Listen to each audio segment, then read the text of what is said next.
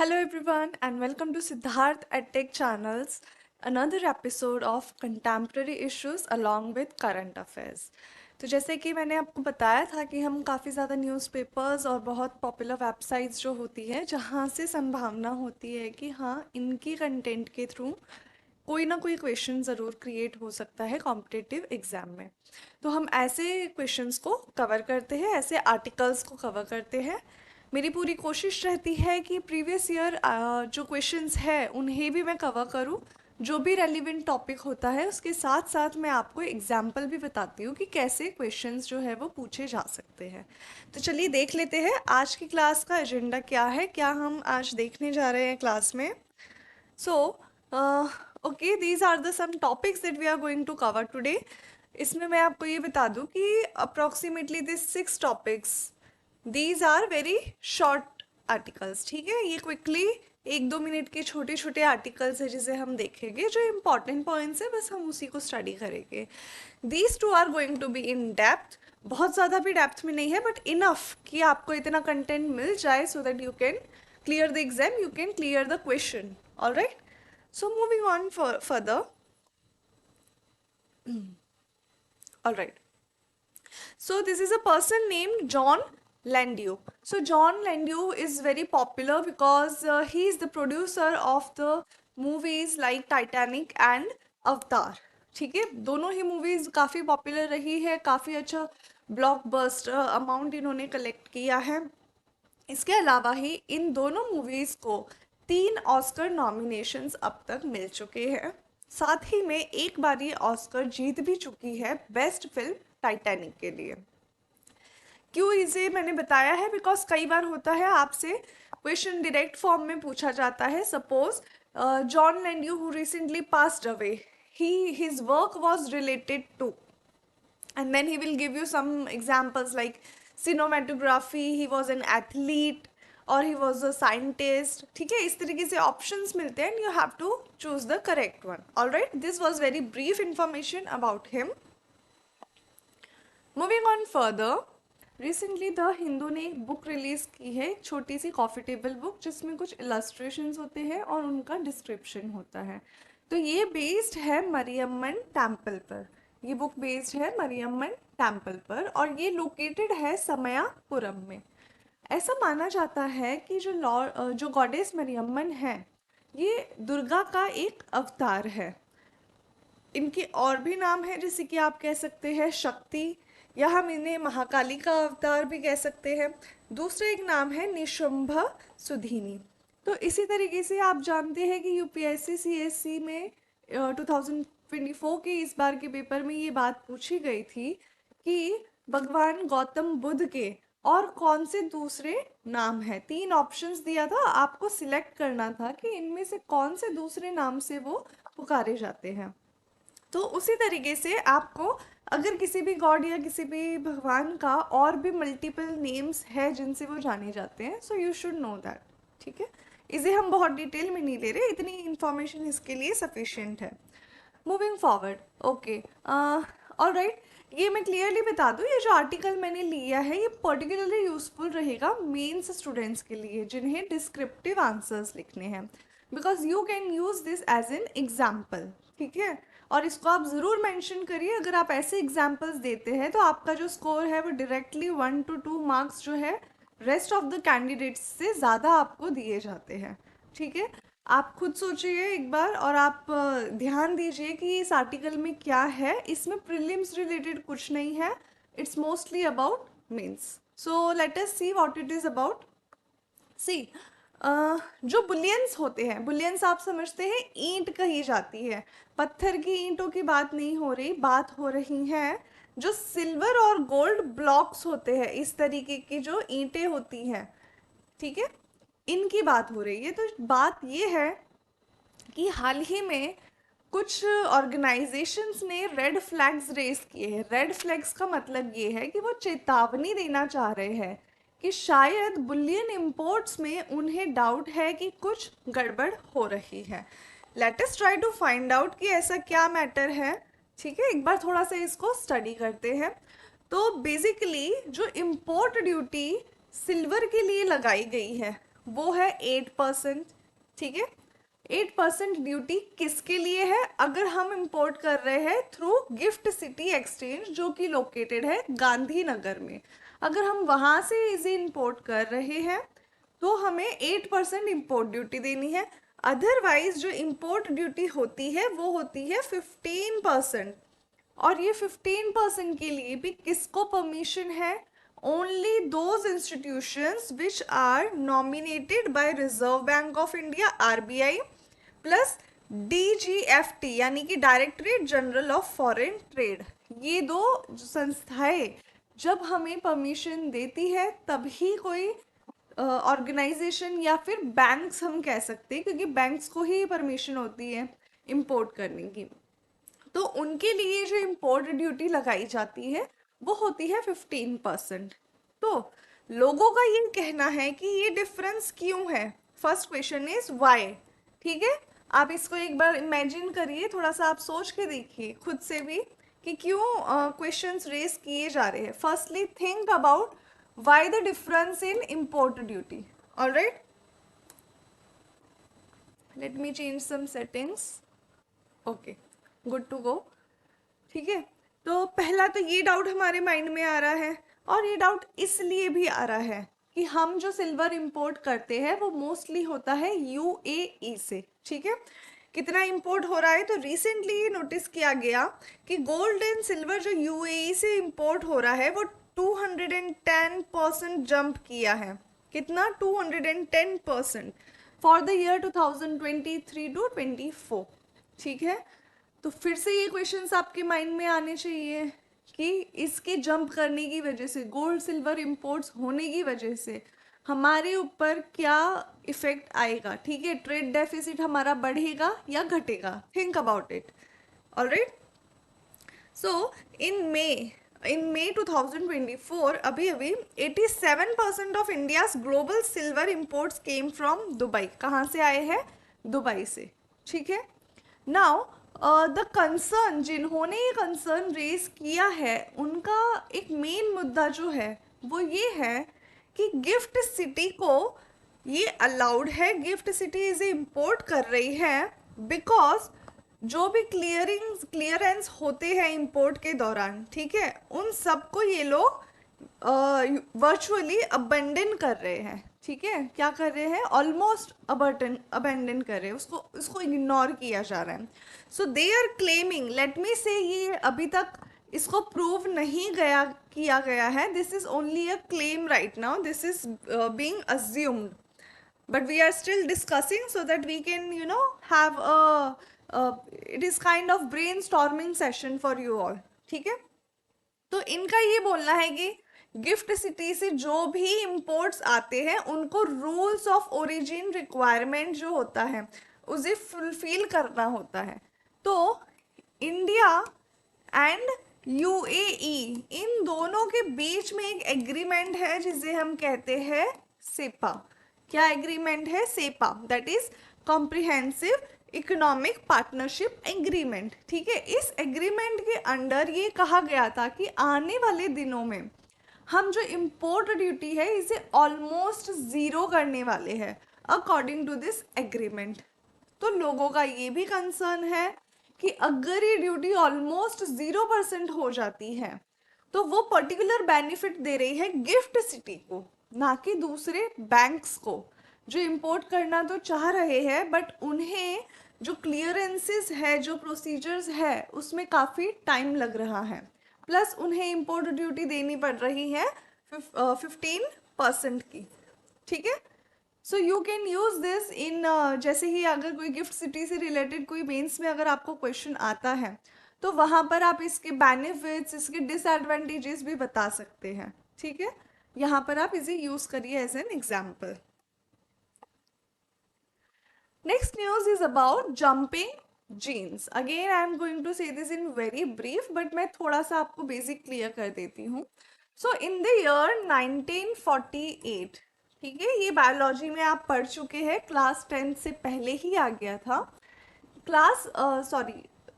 In 1948 what happened, Mendel ने एक theory दी थी जिसमें उन्होंने क्या बताया था, हमें एक्सप्लेन किया था इनहेरिटेंस इन पीस। पीस से मतलब है मटर, ठीक है। मटर के जो दाने होते हैं उनमें इनहेरिटेंस कैसे होता है ये मैंडल ने एक्सप्लेन किया था। इफ़ यू रिमेंबर, एक चार्ट होता है जिसमें आपको 4 मटर के पॉड्स दिखाई देते हैं, ठीक है, and then they show the inheritance pattern. So this is the same theory I am talking about. तो मेंडल ने क्या कहा उस वक्त? मेंडल ने ये बताया कि जितने भी जीन्स होते हैं, ठीक है, जितने भी जीन्स होते हैं, मेंडल ने बताया कि वो पर्टिकुलर लोकेशन पे होते हैं एंड दे आर फिक्स्ड। ये हमारा डीएनए है, ठीक है, डीएनए की जो बेसिक यूनिट है वो क्या है? जीन है। तो उनका कहना था कि ये जो जीन्स होते हैं इनकी फिक्स्ड पोजीशन होती है, उसके अकॉर्डिंग हमारी कैरेक्टरिस्टिक्स है वो डेवलप होती है। This is what he said. But years later, many years later, another claim has been made. Who made the claim? The claim was made by Professor Clintock, ठीक है। What claim was made? According to them, and it is actually proved also, so I will not call it claim. इन्होंने क्या बताया एक study के through? जैसा Mendel ने कहा था कि जीन्स जो होते हैं वो एक फिक्स्ड पोजीशन पे होते हैं, इनके अकॉर्डिंग कुछ ऐसे जीन्स है, ठीक है, कुछ ऐसे जीन्स है। मैं इसको एग्जाम्पल के तौर पे बना रही हूँ। मान लीजिए कि यहाँ से जंप करके यहाँ आ जाता है, ठीक है, इसने अपनी पोजीशन जो है चेंज कर ली। क्या किया? यहाँ था, यहाँ से चेंज करके यहाँ आ गया। दिस इज एन एग्जाम्पल, ठीक है। तो इसलिए हमने लेमन लैंग्वेज में, so that people like us can understand what we are talking about, उन्होंने इसका क्या नाम दिया है? उन्होंने इसे जंपिंग जीन कहा है लेमन लैंग्वेज में। But actually what is it called? It is called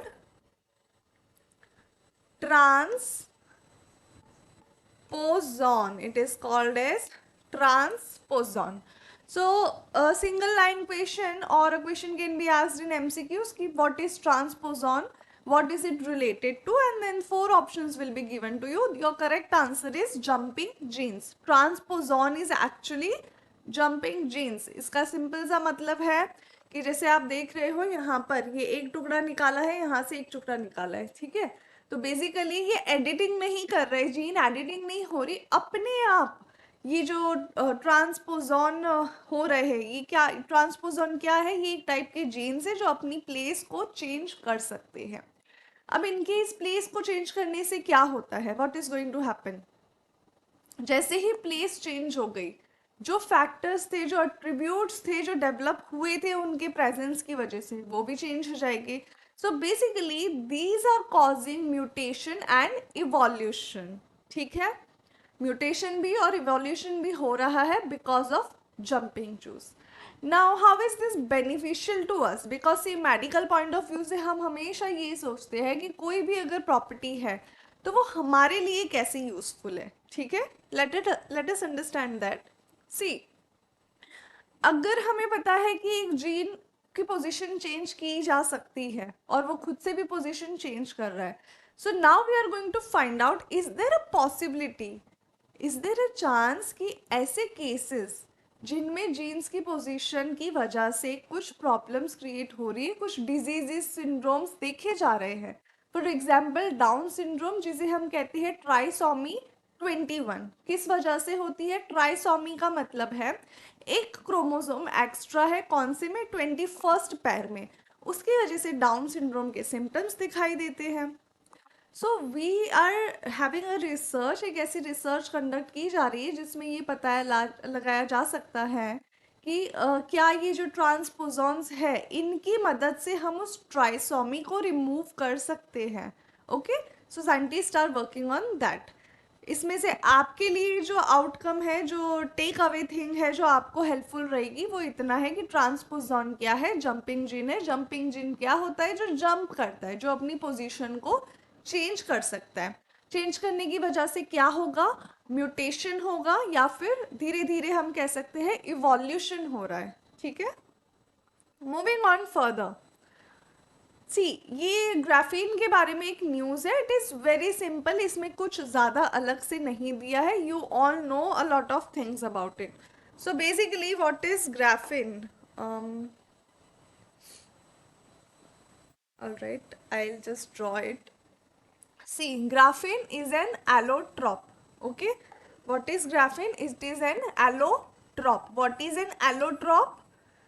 एक ही एलिमेंट की, एक ही एलिमेंट जब अलग अलग फॉर्म में एग्जिस्ट करता है तो हम उसे कहते हैं allotrope.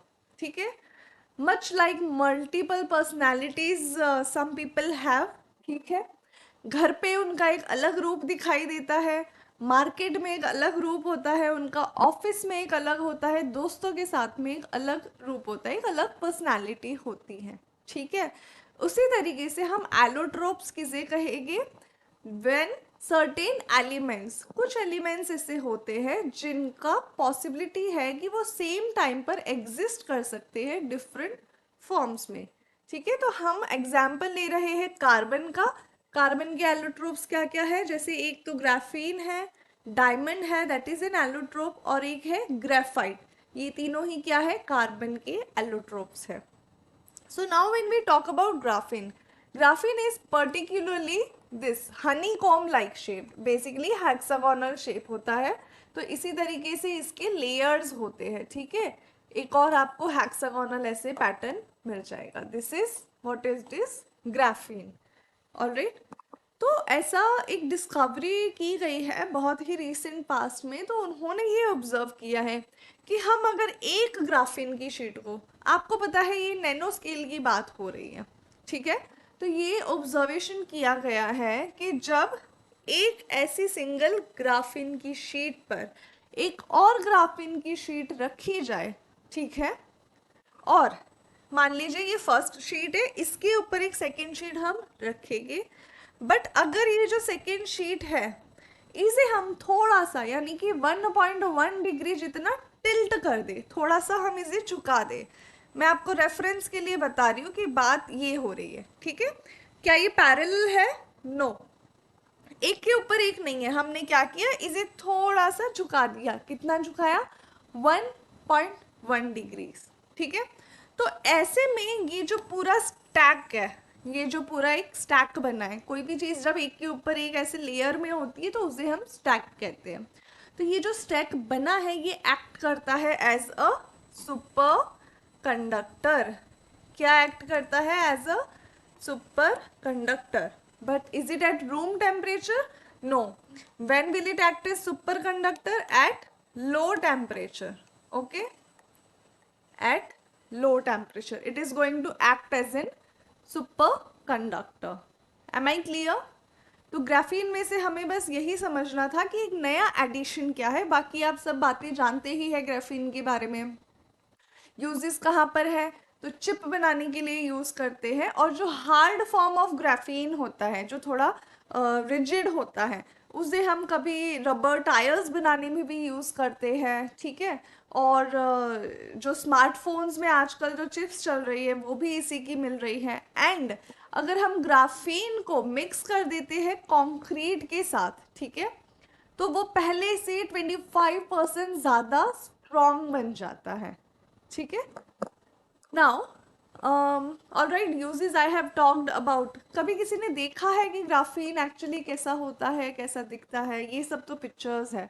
But if you would like to do an experiment, एक पेंसिल लीजिए. For example if this is your pencil, ठीक है, शार्प पेंसिल है, इसके ऊपर एक सेलो टेप को बार बार आप स्टिक करिए, हटाइए, स्टिक करिए, हटाइए. ठीक है, अब जो दिख रहा है आपको ब्लैकिश कलर का, वही ग्राफीन है. तो अगर आप इसको माइक्रोस्कोप के अंडर ऑब्जर्व करेंगी तब आपको एकदम माइन्यूटली पता चल जाएगा कि उसका स्ट्रक्चर कैसा है, ग्राफीन कैसा दिखाई देता है. ठीक है, आगे बढ़ते हैं. नेक्स्ट न्यूज़ क्या है? डिजिटल भारत निधि.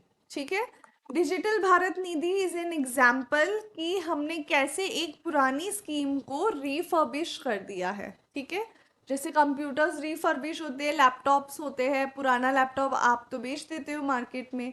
शॉपकीपर क्या करता है? उसके पार्ट्स को या तो यूज़ करेगा, अदरवाइज अगर उसकी कंडीशन अच्छी है तो उसको थोड़ी एक नई बॉडी देना, उसको एकदम पॉलिश करके शाइनिंग देके उसके जो भी कंपोनेंट्स ख़राब है उसको रिपेयर करेगा, और उसको जिस प्राइस में खरीदा था उससे थोड़े ज़्यादा प्राइस में उसको सेल कर देगा. So such laptops and computers are called as refurbish. ठीक है, जिसे यूज़ किया है but they have change certain components and they are using it again, right. Similarly, I will call this as a refurbished scheme because this is actually an old scheme. ठीक है, USOF एक fund है, USOF जो है जितने भी telecom departments होते हैं, जितने भी टेलीकॉम के डिपार्टमेंट्स हैं, उन्हें अब certain amount of their AGR, उनके प्रॉफिट का कुछ सर्टेन अमाउंट इस फंड में देना पड़ता है. इस फंड में अमाउंट कैसे आता था? ठीक है, तो कंपनीज ने टेलीकॉम इंस्टीट्यूशंस, ठीक है, जितने भी टेलीकॉम इंस्टीट्यूशंस है, इन्होंने अपना अमाउंट का परसेंटेज डिपॉजिट किया. वो अमाउंट कहाँ जाता है? कंसोलिडेटेड फंड ऑफ इंडिया में जाता है. यहाँ से कंसोलिडेटेड फंड ऑफ इंडिया से सेंटर ये फंड रिलीज करता था, धीरे धीरे ये सेंटर रिलीज करता था और ये इस फंड में कलेक्ट हो जाता था. ठीक है, इसी का जो है नाम बदल कर दिया गया है डिजिटल भारत निधि. टारगेट जो है उसे थोड़ा मॉडिफाई किया गया है. तो टारगेट इसलिए मॉडिफाई किया क्योंकि जो पिछले टेलीकॉम मिनिस्ट्री के जो पर्सन थे, जो मिनिस्ट्री को रिप्रेजेंट कर रहे थे, उन्होंने ये कहा, उन मिनिस्टर ने ये बात कही कि इसमें USOF में जो फंड्स थे वो अंडर यूटिलाइज्ड है. फंड उनके पास काफ़ी ज़्यादा था बट पूरे फंड का केवल 75% ऑफ अमाउंट जो है उसे यूज़ किया. तो उनका ये कहना है कि फंड अंडर यूटिलाइज्ड है, which is not a good sign. इसका मतलब है कि आप कुछ कर नहीं रहे हो. ठीक है, सरकार कुछ कर नहीं रही है, यही मतलब हुआ. So what they have decided, the center has proposed that they have almost drafted the guidelines and everything and they are going to release this soon. So they have said, let us refurbish this scheme and now our target area will be rural telecom connectivity. ठीक है, अब उनका target area क्या हो जाएगा? Rural telecom connectivity. So what they are saying, rural areas में जहाँ पर अब तक इंफ्रास्ट्रक्चर डेवलप नहीं हुआ है टेलीकॉम सेक्टर के लिए, वहाँ पर हम इंफ्रास्ट्रक्चर डेवलप करेंगे. क्योंकि अभी भी बड़ी कंपनीज जो है टेलीकॉम इंस्टीट्यूशंस, वो ऐसे रूरल एरियाज में नहीं जा रहे क्योंकि उनको जो रिटर्न मिलना है उनके इंफ्रास्ट्रक्चर के बदले में वो बहुत ही कम है. So they are not going to enter.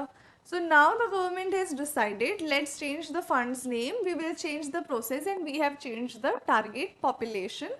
अब उनका टारगेट रहेगा वो रूरल कम्युनिटी में डेवलप करेगी infrastructure so that the telecom institutions can provide their services in the rural areas also. इससे फ़ायदे क्या होंगे? तो सोचिए, डिजिटल इंडिया की जो हम बात करते हैं, जब तक वो रूट लेवल पे नहीं जा रही, हमारे गांव तक नहीं पहुंच रही, ऐसे छोटे छोटे गांव तक नहीं पहुंच रही है, तब तक डिजिटल इंडिया पॉसिबल नहीं है. Okay, so to promote that we need to promote the infrastructure first. Alright, so this is where we complete our news in short. We tried to cover them very quickly. Now we are moving to the in-depth section. ठीक है, बहुत ज़्यादा भी detail नहीं है but मैं थोड़ा सा डिटेल इसको लेने की कोशिश करूँगी. Now see, this is an article, text and context के अंदर ये आया था. Why I use was because ये बहुत फ्रिक्वेंटली यूज हो रहा है. ठीक है, this particular power is being used very frequently and we all believe maybe they are exploiting the power. How? Let us find out. So this article is about expunction. मैं सभी छात्रों को बता दूं, एक्सपंक्शन का अर्थ बेसिकली है निकाल देना. ठीक है, एक्सपंक्शन का अर्थ है निकाल देना. कहाँ से निकाल देना? तो अब हम इस चीज़ को समझते हैं. सी, क्या होता है कि जब हम पार्लियामेंट में स्पीचेस देते हैं, जब मेंबर्स, एमपीज और मिनिस्टर्स पार्लियामेंट में स्पीच देते हैं, या तो वो लोकसभा या राज्यसभा में कोई डिबेट में पार्टिसिपेट कर रहे हैं, अपना क्वेश्चन रेस कर रहे हैं, ठीक है, कोई भी चीज़ हो सकती है, जो भी बातें वहाँ कही गई है, we all know they are protected under a particular immunity and this thing is mention in the constitution. ठीक है, freedom of speech and expression उनके पास है, और पार्लियामेंट में ये चीज़ कही मतलब साफ साफ बोला गया है हमारे कॉन्स्टिट्यूशन में कि पार्लियामेंट में कही हुई कोई भी बात के लिए उन पर कोई भी चार्जेस नहीं लगाए जा सकते। ठीक है, पर अब ये मैटर क्या है, what is this thing about. बात ये है कि काफ़ी बार ऐसा हुआ है, और रिसेंटली अभी अभी जो सेशन स्टार्ट हुए हैं उनमें ये देखा गया कि जब भी कोई स्पीच बोली गई, कुछ भी अगर बात हुई है, तो कुछ वर्ड्स को एक्सपंक्ट कर दिया गया, यानी कि जो स्पीच होती है उससे निकाल दिया गया। निकालने का क्या अर्थ होता है, जब कोई बात कर रहा है, ठीक है, पार्लियामेंट की सारी प्रोसीडिंग्स को रिकॉर्ड किया जाता है। स्टेनोग्राफर की भर्ती आप जानते हैं, तो एक स्टेनोग्राफर होते हैं, कई बार राइटर्स भी होते हैं, और उनका वर्क ये होता है कि जो भी बातें की जा रही है they have to write it down, they have to note it down. वो बेसिकली टाइपिंग करते हैं वहाँ पर, so they have to note it down.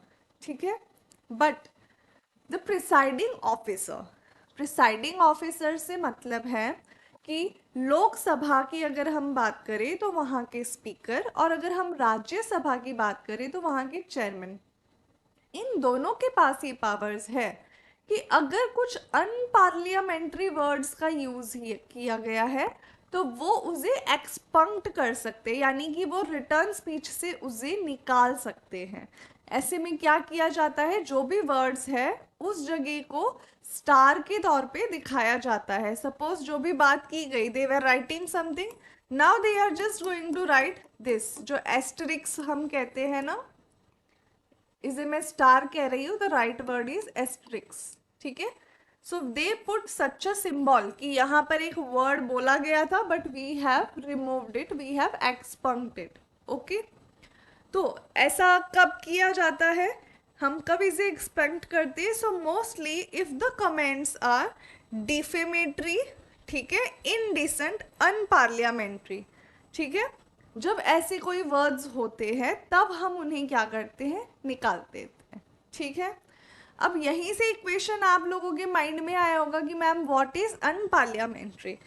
तो मैं आपको ये बता देती हूँ कि एक लिस्ट है, ठीक है, they have a complete list. जो लोकसभा राज्यसभा सेक्रेटरीट होता है वो एक लिस्ट रिलीज करते हैं, और उनमें वर्ड्स ऐड किए जाते हैं। जब भी स्पीकर या फिर चेयरमैन ने कहा कि हाँ इन वर्ड्स को ऐड करना है, तो ये वर्ड्स ऐड कर दिए जाते हैं, और दिस इज नॉट अलाउड। ठीक है, आप ये वर्ड्स पर्टिकुलरली नहीं बोल सकते हो पार्लियामेंट में, कोई भी एमपी नहीं बोल सकता, कोई भी मिनिस्टर नहीं बोल सकता। क्या होगा अगर उन्होंने बोला, तो फिर उनकी स्पीच से वो वर्ड हटा दिया जाएगा, उन्हें एक वार्निंग भी दी जाती है। अगर बार बार बोलने के बाद भी वो नहीं उसका वर्ड का यूज करना स्टॉप कर रहे हैं, तो जो प्रिसाइडिंग ऑफिसर है वो उनके अगेंस्ट एक्शन ले सकते हैं। So some of the words that are used, let us see, जैसे आप ये जुमला जीवी, बाल बुद्धि, कोविड स्प्रेडर, आपने देखा होगा कोविड के दौरान ऐसा हो रहा था कि किसी पे भी इल्ज़ाम लगाया जा रहा था, he is the Covid spreader. इस तरीके से अब्यूज्ड शब्द, अशेम्ड, बिट्रेयल, चमचागिरी, चमचागिरी भी आप नहीं बोल सकते।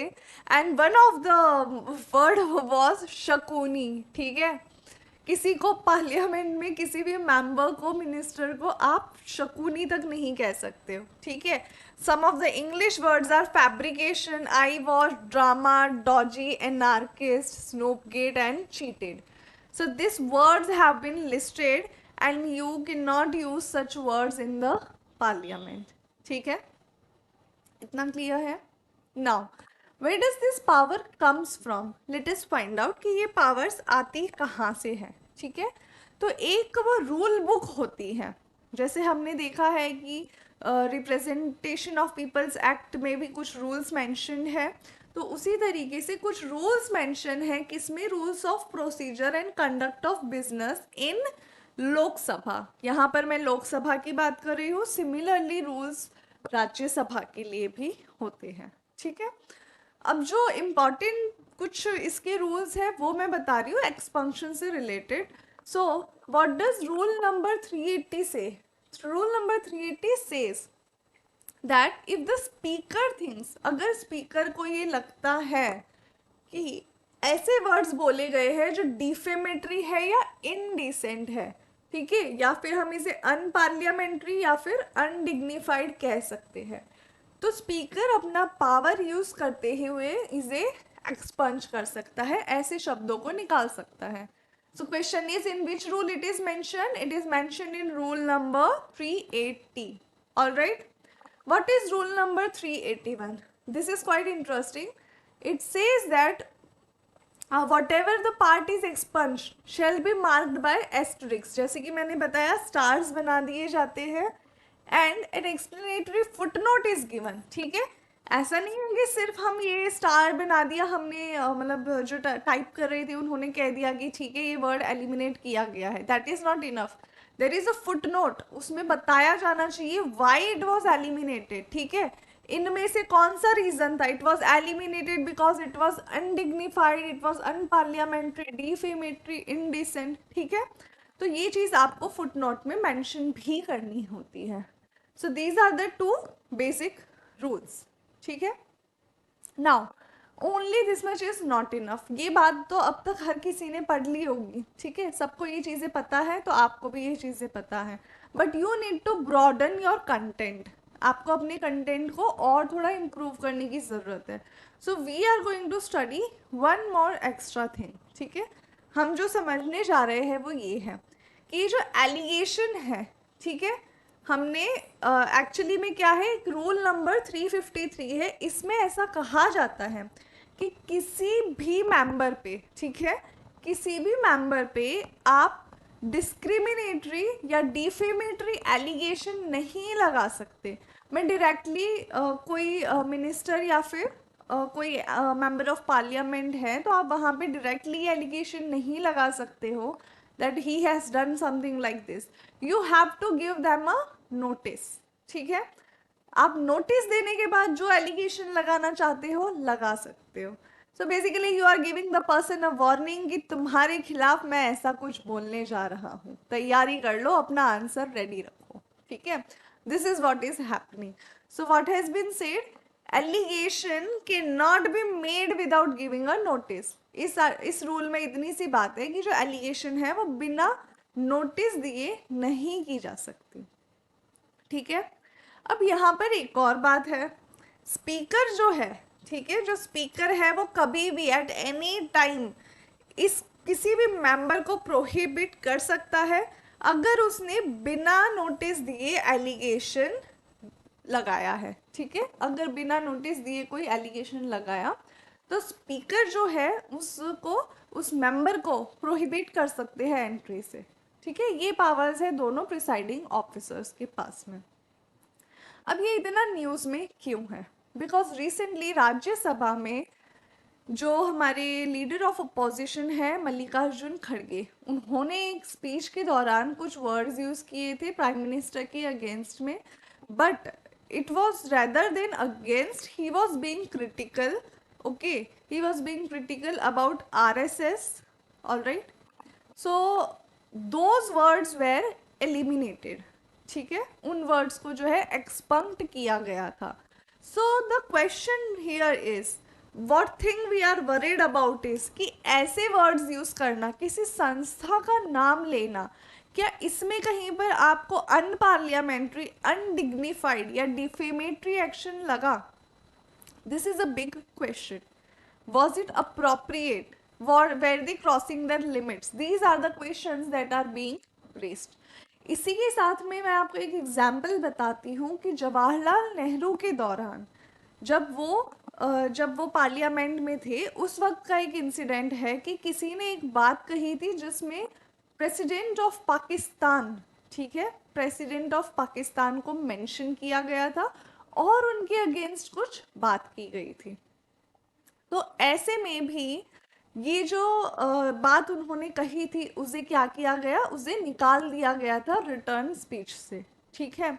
तो इसी से हमें ये भी पता चलता है कि स्पीकर के पास सिर्फ ये पावर्स नहीं है कि इन 4 कैटेगरीज में से वो निकाले, ठीक है, इतने लिमिटेड पावर्स नहीं है कि अगर बोले हुए जो शब्द है वो इन 4 कैटेगरीज में से है तो ही वो उसे एक्सपंड करे। स्पीकर अगर चाहे तो ऐसे वर्ड्स जो देश के हित में नहीं है, ठीक है, जो देश में वायलेंस को पैदा कर सकते हैं, ठीक है, ऐसे वर्ड्स को भी रिमूव किया जा सकता है। कुछ ऐसे वर्ड्स जो हमारे देश की आर्मी के अगेंस्ट है, उसकी नेवी के अगेंस्ट है, जिससे उनका मोरल डाउन हो सकता है, इसे भी स्पीच से एलिमिनेट किया जा सकता है। साथ ही साथ अगर हमने पार्लियामेंट में किसी और फॉरेन एम्बेसडर या फिर किसी हेड ऑफ द स्टेट या किसी भी इम्पॉर्टेंट पर्सन के बारे में भी अगर कुछ डिफेमेटरी बात कही है तो उसे भी एलिमिनेट की जा सकती है। Am I clear?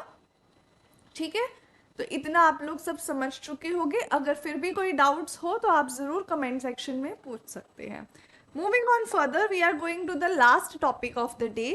So this is about, this is, you can see the picture where they are trying to clear, there has been a landslip. लैंडस्लिप कहाँ हुई है? उत्तराखंड में, ठीक है।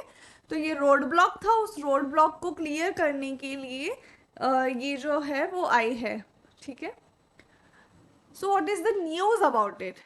ठीक है, ये तो एक पिक्चर है, बट जो चीज़ आपको समझनी है वो ये है। एक वर्ड मैंने पिक किया है, लैंड स्लिप, ठीक है। What is the word? Land slip.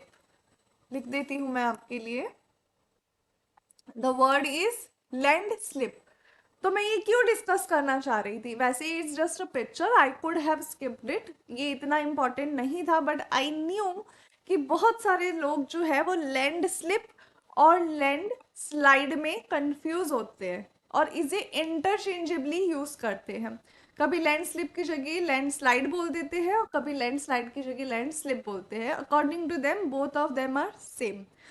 Late me clarify, yes they are same to a certain extent, but क्योंकि वर्ड्स अलग है तो आप भी सोचिए दो अलग वर्ड्स बनाए हैं तो कोई तो कारण होगा। So they have a very small difference between them and we are going to study about that. इसी के साथ मैं आपको वेरियस फॉर्म्स ऑफ लैंडस्लाइड भी समझाऊंगी। Now before we proceed, many students have been asking me कि ma'am पढ़ना कहाँ से है, बेसिक चीज़ें जो होती है, जो कॉन्सेप्ट्स होते हैं वो कहाँ से पढ़ने हैं। So this topic, this complete landslide topic is available in the 11th text book fundamentals of physical geography on page 50। Okay, देखो इतना सीधा सीधा आपको कोई नहीं बताने वाला है, ठीक है। I am not spoon feeding you all, ठीक है, स्पून फीडिंग नहीं कर रही हूँ, बस आपको हेल्प कर रही हूँ कि अगर कोई टॉपिक मैंने पढ़ाया है देन आपको समझ में आएगा कि अच्छा एनसीईआरटी में तो बस इतना सा दिया था, मैम ने इसको कितना ज़्यादा कंटेंट बनाकर और मुझे सारा कुछ एक्सप्लेन किया है। You are going to understand that, okay.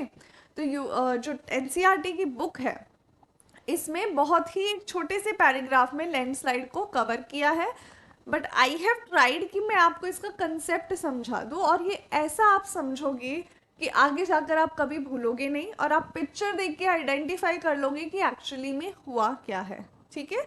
तो चलिए आगे बढ़ते हैं हम लोग। थोड़ा हम पीछे जाते हैं, है ना, अपनी टाइम मशीन चलाओ और समय में थोड़ा पीछे जाओ। कितना पीछे जाना है? तो क्लास 2 में जाना है, ठीक है। वापस जाइए क्लास 2 में, क्योंकि ये आपने वहां पर पढ़ा था, बट फिर भी हम इन चीज़ों को स्किप कर देते हैं। हम सोचते हैं कि ठीक है, नॉट अ बिग डील। तो थोड़ा हम समझते हैं क्या है। आप सभी पार्क में जाकर इस स्लाइड पर ज़रूर बैठे हो, ठीक है। वर्ड क्या है? स्लाइड, इसको बोलते ही स्लाइड है। तो जब इस स्लाइड पर ये प्यारा सा बच्चा बैठा है, ठीक है, तो ये नीचे कैसे आने वाला है? एक पर्टिकुलर मोशन में आएगा, राइट। वो सिर्फ एक सरफेस, उसका सिर्फ ये एक सरफेस इसको टच हो रहा है, राइट, और वो नीचे आ जाएगा। तो इस मूवमेंट को हम क्या कहते हैं? इस मूवमेंट को भी कहा जाता है स्लाइड, ठीक है। ऊपर से नीचे इस तरीके से आना विदाउट रोलिंग, उसका सरफेस एरिया चेंज नहीं हुआ है, ठीक है। जो सरफेस इसमें टच में आ रहा है वो चेंज नहीं हुआ है, सेम सरफेस उसके टच में है लास्ट तक, ठीक है। That is sliding. जब हम रोलिंग की बात करें, कोई चीज़ जब रोल हो रही है, तो इस बात को आप समझिए कि रोल कब संभव है? रोल संभव है जब हमारे पास है कोई कर्व्ड सरफेस। कैसा सरफेस है? Curve surface. तो अब इससे एक चीज क्लियर है कि रोल कौन करता है? Curved surface. स्लाइड कौन करता है? फ्लैट सरफेस, जब फ्लैट होता है कोई सरफेस तभी वो स्लाइड करता है, अदरवाइज जब कर्व्ड सरफेस होगा तो वो तो रोल करेगा। फॉर एग्जाम्पल जो व्हील है, आप कार चलाते हो, वो क्या करता है, रोल ऐसे घूमता है, फिर आगे जाता है, घूमता है, इसी तरीके से उसकी मूवमेंट चल रही है आपके व्हील की और गाड़ी आपकी आगे बढ़ती है। ठीक है, ये देखिए कुछ कैन्स है, इसे एक इंक्लाइंड स्लोप पे, ठीक है, थोड़े एंगल पे एक स्लोप रखा गया है, तो ये कैन्स क्या कर रही है, रोल कर रही है। ये हेड है, इस हेड में कर्व्ड सरफेस है, ठीक है, एक सरफेस कर्व्ड है इसकी, एक सरफेस क्या है, फ्लैट है। तो जहां पर कर्व्ड सरफेस है वहां पर ये क्या करेगा, रोल करेगा। इसी तरीके से एक कॉइन को, सिक्के को एक इंक्लाइंड स्लोप पे जब ऐसे रखा गया तो उसने क्या किया, रोल किया ऐसे। अब रोल करने पे देखिए एक बात समझिए क्या हो रहा है, पहले ये पॉइंट कांटेक्ट में था, जब वो यहाँ पहुंचा तो ये पॉइंट कांटेक्ट में आ गया, इसी तरीके से point of contact regularly change होता है।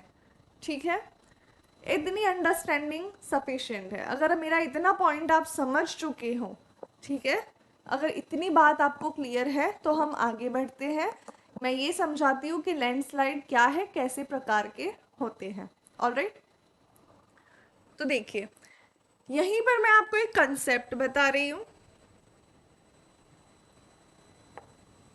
ठीक है।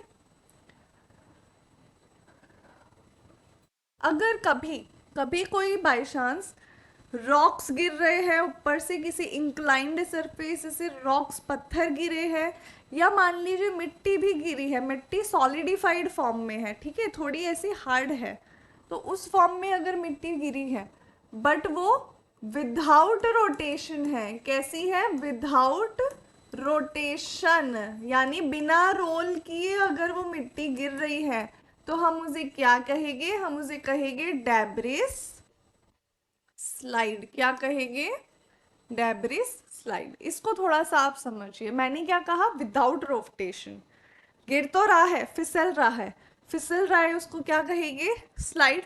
Clear.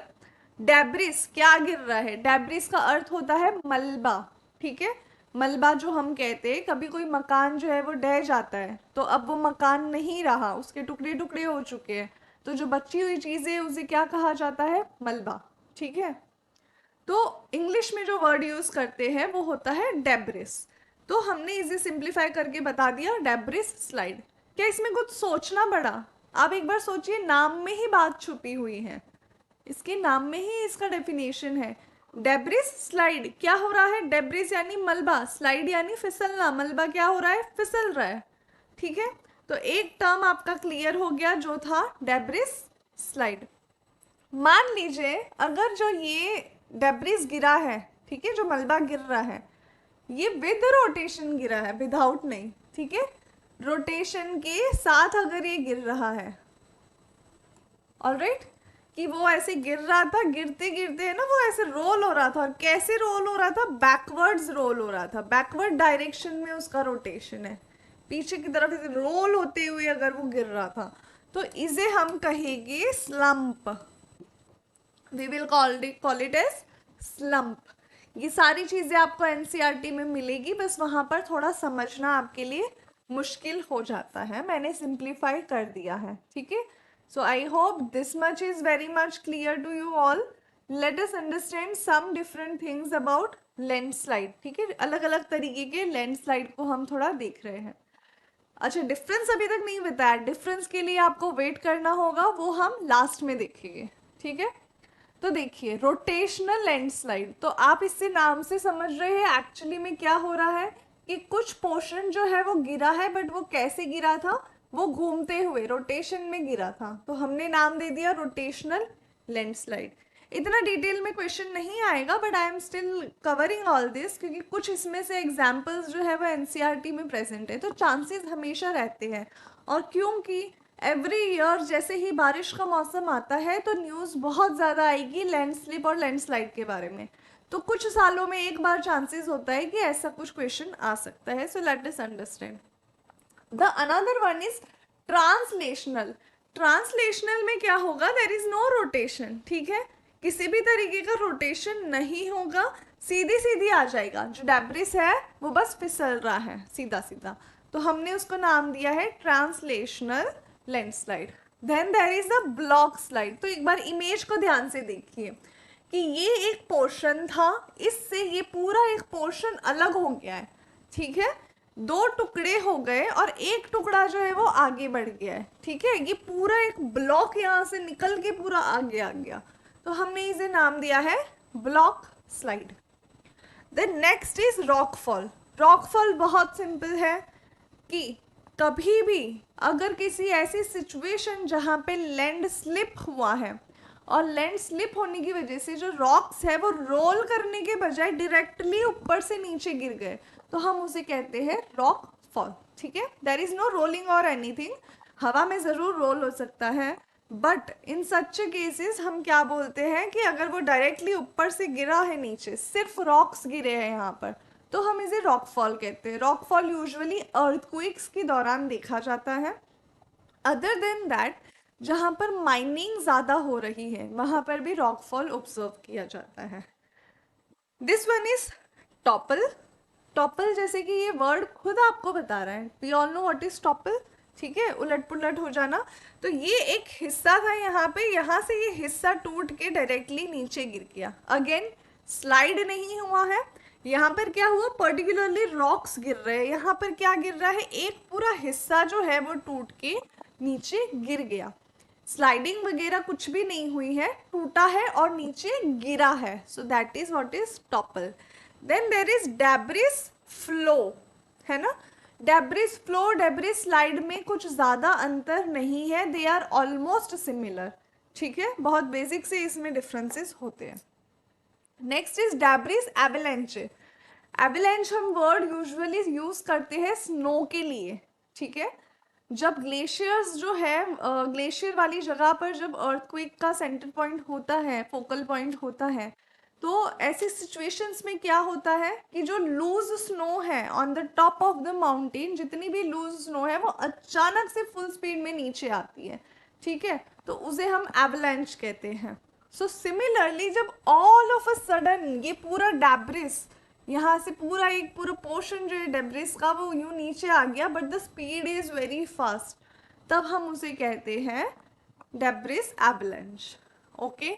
Earth flow, earth flow is basically clay. जब क्ले है ना एक जगह से निकल के आ रही है, यहाँ पर मलबा नहीं है, मलबा क्या होता है, टूटे हुए टुकड़े होते हैं अलग अलग चीज़ों का, तो अर्थ फ्लो में हम क्या कंसीडर कर रहे हैं, सिर्फ मिट्टी बहकर आ रही है, so that is earth flow. Alright, what is lateral spread, ठीक है। अर्थक्वेक की वजह से कभी कभी क्या होता है, यूजुअली आपने देखा होगा कि लैंडस्लाइड लैंड स्लिप दोनों ही कहाँ होते हैं, पहाड़ी इलाकों में होते हैं, राइट। एक पहाड़ से ही पॉसिबल है क्योंकि वहाँ पे एक एंगल होता है, एक इंक्लिनेशन होता है जहाँ से रोलिंग पॉसिबल है, जहाँ से स्लाइड पॉसिबल है। कभी कभी अर्थक्वेक की वजह से जो लेटरली यहाँ पर, ठीक है, पैरेलली भी ऐसा होता है कि जो टुकड़े हैं वो धस के थोड़ा यहाँ आ जाते हैं, उसकी साइड पे आ जाते हैं, तो उसे हम कहते हैं लेटरल स्प्रेड। ना this one is very interesting और ये आप सभी ने देखा है, we call it as creep, we can also say soil creeping, ठीक है, दोनों वर्ड्स को आप यूज करते हो। बेसिकली क्या होता है, जो मिट्टी है वो धीरे धीरे, ठीक है, क्रीपिंग इज द प्रोसेस जो बहुत स्लो होती है, एक दिन में आपको फर्क नहीं दिखता, किसी जगह से आप आज गए हो उसी जगह से आप जब 6 महीने बाद गुजरते हो तब आपको उसका डिफरेंस दिखाई देता है। तो जो क्रीप है वो भी कुछ इस तरीके से ही है, मैं आपको इसको थोड़ा सा और डिटेल में समझाती हूँ, ठीक है। देखिए ये कुछ एक बनाया गया था, एक कुछ लगा हुआ था, ठीक है, लाइट के पोल्स है, पेड़ वेड़ है, एक ऐसी जगह है। यहाँ पर आप देखिए इंक्लिनेशन तो है, देख सकते हैं आप, राइट, थोड़ा सा इंक्लाइंड तो है। वैसे ये देखिए सरफेस आपको ऐसा दिखाया है, बहुत ज़्यादा नहीं है, बट हाँ स्लाइट इंक्लिनेशन यहाँ पर आप ऑब्जर्व कर सकते हैं।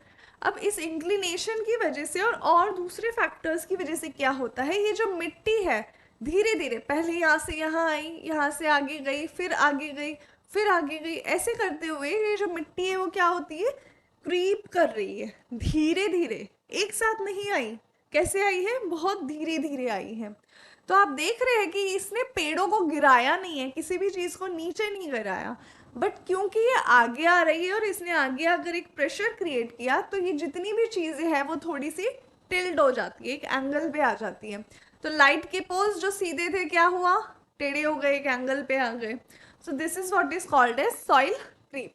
आप सभी ने ये ज़रूर देखा होगा, जब भी किसी ट्रेन से ट्रैवल कर रहे हैं तब आप देखिएगा वहाँ पर आपको क्रीपिंग ऑब्जर्व होगी, ठीक है, क्योंकि जैसे ट्रेन मूव करती है ना तो वहाँ पर वाइब्रेशंस भी प्रोड्यूस होते हैं, तो ओवर द टाइम उस वाइब्रेशंस की वजह से जो सॉइल है वो क्रीप करती है। Am I clear? All right, now let us understand what is land slip and what is land slide, ठीक है। देखिए, लैंड स्लाइड में एंड लैंड स्लिप में दोनों में ही बहुत बड़ा रोल किसका होता है, पानी का। क्योंकि पानी क्या करती है, नीचे ज़मीन में जाती है, ठीक है, जो क्ले है उसको परकुलेट करके और नीचे जाती है। अगर कोई हार्ड लेयर है तो वो वैसे का वैसा रहता है, बट पानी के जाने से क्या होता है, जो सॉफ्ट लेयर्स है मिट्टी के नीचे या मिट्टी में खुद, वो क्या होते हैं, अपनी जगह से हिल जाते हैं। ऐसा नॉर्मल रेनफॉल में तो कम देखा जाता है, बट यूजुअली जब बहुत हैवी रेनफॉल या फ्लड्स होते हैं, एक साथ बहुत ज़्यादा पानी जब आ जाता है, तब ये सिचुएशन जो है वो खड़ी होती है। तो पहाड़ी इलाकों में ये चीज़ें ज़्यादा ऑब्जर्व की जाती है, क्योंकि वहाँ पे एक इंक्लिनेशन होता है, तो उनका जो सॉइल है उसका स्लिप करना, उसका स्लाइड करना बहुत आसान हो जाता है। अब देखते हैं दोनों में डिफरेंस क्या है। तो मैं आपको पहले ही समझा चुकी हूँ, स्लाइड ऐसे है, ठीक है, कोई भी चीज़ इस तरीके से फिसल रही है।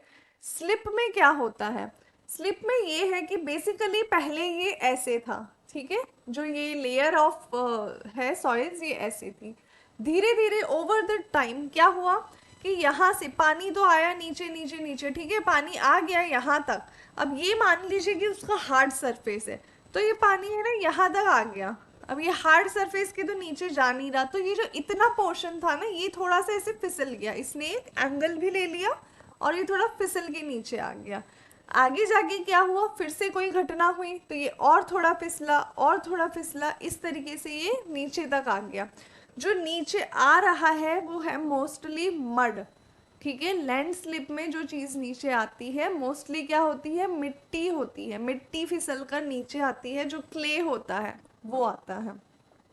कई बार क्ले के प्रभाव में, क्ले की प्रेशर की वजह से छोटे छोटे रॉक्स जो होते हैं वो भी आ जाते हैं, but they are very damaging, ठीक है। दोनों ही लैंड स्लाइड और लैंड स्लिप काफ़ी ज़्यादा डैमेजिंग होते हैं। लैंड स्लाइड्स जो होते हैं उसमें जो ये फ्लो है, जो ये गिरने की स्पीड है ये काफ़ी तेज़ होती है, it is with in seconds. जो लैंड स्लिप है कई बार ऐसा होता है कि ये लॉन्ग प्रोसेस बन जाता है, ठीक है, धीरे धीरे होता है, क्योंकि लैंड स्लिप के और भी कारण होते हैं, अर्थक्वेक से भी हो सकता है।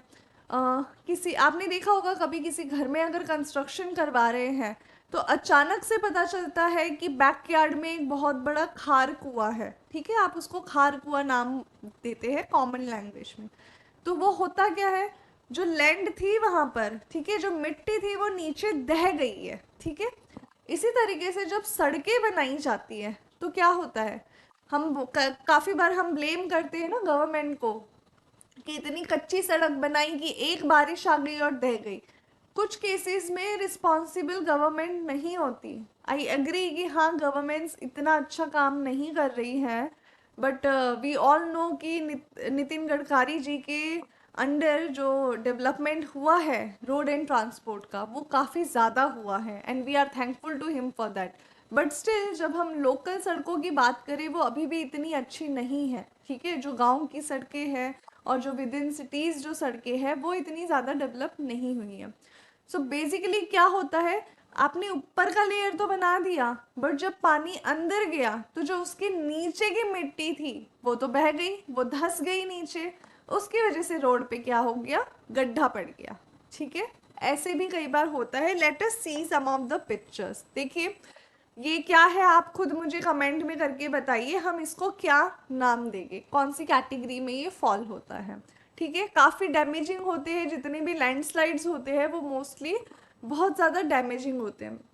देखिए जो सॉइल क्रीप है, ठीक है, जैसे कि ये क्या है बताइए, एक बार जरा देखिए ध्यान से कि ये रहा रोड अभी भी बना हुआ है, इसके नीचे की जो मिट्टी है देखिए इतने एरिया की और ये साइड की, ये पूरी क्या हो चुकी है, स्लिप हो चुकी है। ठीक है, मिट्टी जो क्या हुआ, लैंड स्लिप।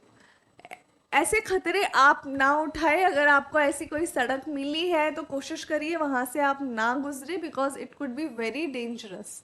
ठीक है, दिस इज अनदर पिक्चर। तो यहाँ पर देखिए क्या हुआ है, रेलवे ट्रैक तो सीधा बिछाया था, तो ये कर्व सरफेस कैसे हो गया, क्योंकि बिछा दिया बट उसके बाद में नीचे की जो मिट्टी है, जो जमीन है, वो क्या हो गई, नीचे की तरफ धस गई है। तो ये देखिए एक कर्वेचर आपको दिखाई दे रहा है। ठीक है, this is an example, a real example of what, come on tell me in the comments quick, this is the real example of soil creep। ठीक है, मिट्टी देखिए ओवर द टाइम मिट्टी आ गई, और मिट्टी के आने की वजह से क्या हुआ, जो ये सारे पोल्स थे ना ये टेढ़े हो चुके हैं, इनका एंगल चेंज हो गया है, राइट। सो हमने ये चीज समझी है कि सॉइल क्रिप की वजह से इतना हार्म नहीं होता, because it is a slow process. जो हार्म हो रहा है वो कहाँ हो रहा है, इंफ्रास्ट्रक्चर में हो रहा है। ठीक है, फिजिकल फॉर्म में हो रहा है, यहाँ पर जान हानि नहीं है, सॉइल क्रिप किसी की जान नहीं लेती, क्योंकि बहुत लंबा प्रोसेस है, धीरे धीरे होता है। But landslides and landslips both are very harmful. Alright, तो इसी के साथ में आज का हमारा सेशन जो है वो खत्म होता है। काफी छोटी और ब्रीफ क्लास आज कंडक्ट की गई थी। सो जल्द ही हम मिलेंगे। कल है हमारा बजट सेशन, राजस्थान का जो है कल से शुरू हो रहा है। So we will come up with more news articles, and if you like the video don't forget to share it and subscribe the channel. इसकी पीडीएफ जो है वो आपको मिल जाएगी सिद्धार्थ एडटेक ऐप के ऊपर। Thank you.